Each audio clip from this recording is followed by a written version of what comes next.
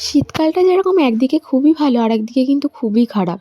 যেরকম ধরো সকালে ঘুম থেকে উঠতে বিরক্ত লাগে, ঠান্ডার মধ্যে বাইরে বেরোতে খুব কষ্ট লাগে।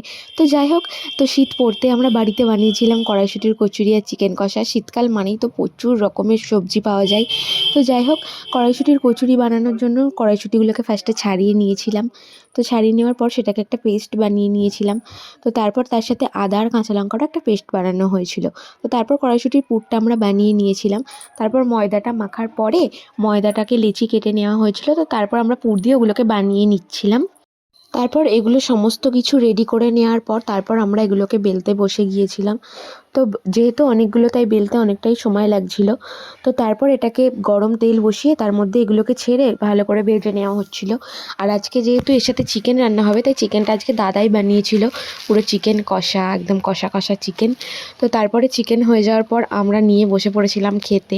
আর টেস্ট হয়েছিল সত্যিই মারাত্মক, বিশ্বাস করো। তো আজকের ভিডিওটা এতটুকুই। যদি ভালো লাগে তোমাদের লাইক করে, কমেন্ট করে, শেয়ার করে দিও। আজকের মতো টাটা, গুড নাইট।